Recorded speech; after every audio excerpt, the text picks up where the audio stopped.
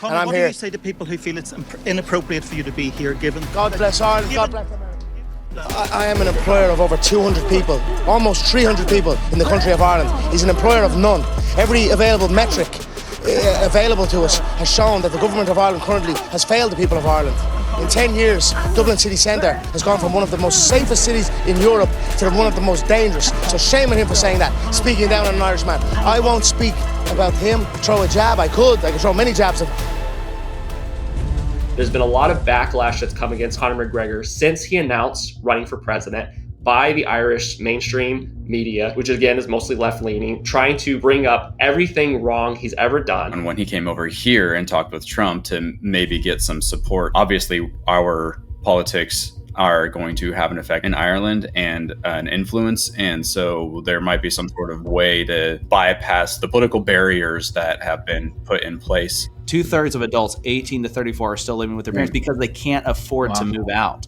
Even with good jobs, the good jobs are not good enough. To just be able to afford a house in Ireland, you have to have a salary that's 3.5 times higher than the average salary, which is just insane. Seriously, that's insane. It doesn't make any sense at all. And many of the young people, over 70% of young adults in Ireland have said they've considered leaving the country.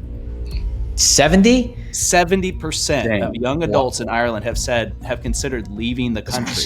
Yeah, they're ready for a change. They don't care. They don't care who it is, man. They're Get in painting there. one picture on the global stage, and the politicians are pulling strings to make things happen and look a certain way.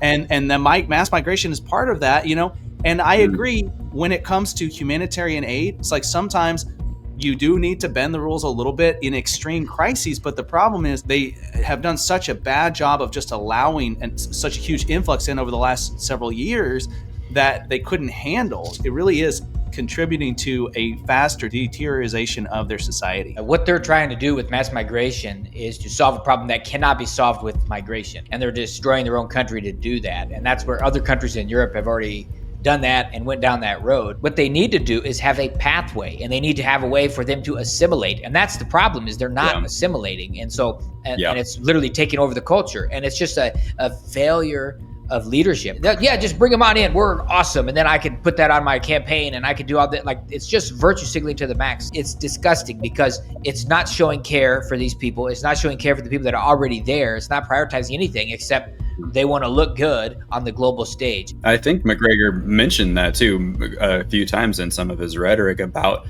them not assimilating. Like, so he's being pretty clear about that exact message. Like, it's not necessarily that we don't like people, it's just that this is the right way to do it, and he's just saying it in his own way, but it is in that messaging. I don't know if Conor McGregor is the right guy, but I think that having somebody from an outside is actually beneficial, because then they're asking the questions that people stopped asking because they are afraid, or they just think, well, it's never going to change, or they just never really questioned anything. And so he's able to do that, and he's obviously a fighter, and he understands discipline and those kinds of things. I don't know if I would necessarily vote for him if I was in Ireland, but at a minimum, when people like this run for office, they are very high profile people. They bring attention to things that need to be talked about, and then that can push already elected officials to be doing what they need to be doing. For example, the migration crisis and government accountability. So I think at a minimum, him throwing his hat in the ring puts a spotlight on a lot of these things that now the public can put pressure on elected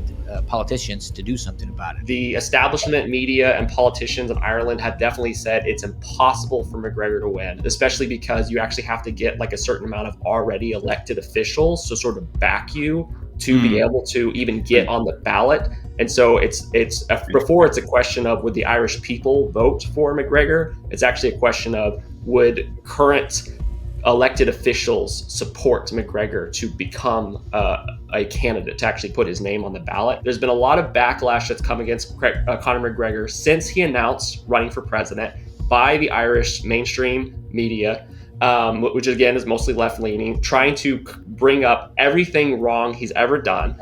So this podcast I listened to yesterday, they went off and listed like 12 things that they wanted everyone to know about Conor McGregor, which is all these like crimes or bad things that he's done in the past. Well, let me just read some of these. So you mentioned him growing up like in a rough environment, and obviously he's a fighter. So one time he was fined for punching a guy in the face in a pub after the man refused to try his personal brand of whiskey that he was giving away. So he was pouring shots of whiskey for people in a pub, and one guy said, "No, I'm good. I don't want it." And then he punched him in the face. If you're enjoying this conversation, you can get access to the exclusive full-length version on filibustedshow.locals.com.